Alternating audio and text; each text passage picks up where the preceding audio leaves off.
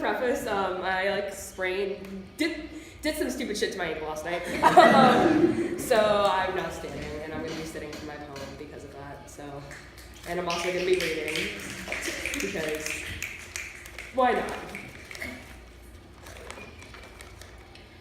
In her first year, a baby came along with pale eyelashes and a tuft of blonde hair, white teeth, green eyes.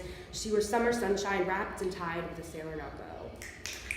In her 15th year, the blonde turned brown like a leaf dying in the fall. She wasn't dying though, she was becoming more alive than ever. In her 17th year, she stopped praying to a god and started worshiping the earth instead because she found more love in the way roots wind themselves in the soil and the way the ocean crashes frigid against rocks, moving with the wind, changing with the tides.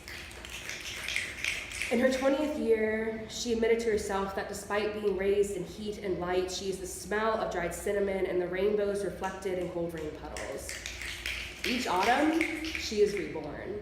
She is candy corn kisses, caramel apple wedged in your teeth, cider on your top lip, lick it off, tangy and sweet.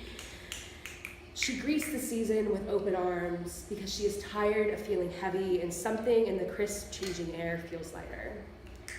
She is path and hoe, leaving bookshelves and littering the floors of dorms. She is smoke stuck to your clothes, shrouded with musky perfume that fills the space of her room when she enters it. She is outlandish dancing, filled to the brim with lack of care, limbs and skin, and flashes of smiling teeth, because if the world can orbit and be ethereal, so can she. She is bold laughter that is shotguns firing without warning. She is wrapped in unapologetic fury and fight.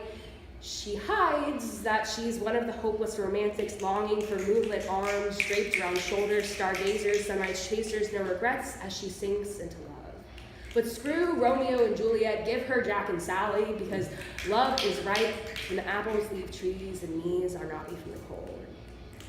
She falls into every pair of eyes she meets like cream into coffee. She drinks them in and lets them warm her lungs. She takes advantage of the heavy magic the earth releases when it rests for the season, which isn't to say she's black cats and pointed hats, but a harmonious love for herself and the world around her.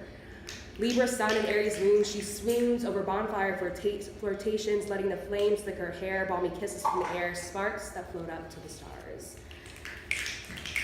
Some find fear when faced with change, and the last breath of the trees when summer ends. But she sees it like nature's version of Lazarus, the beginning of catharsis, because there's beauty in death without hesitation when you know there's a way to come back.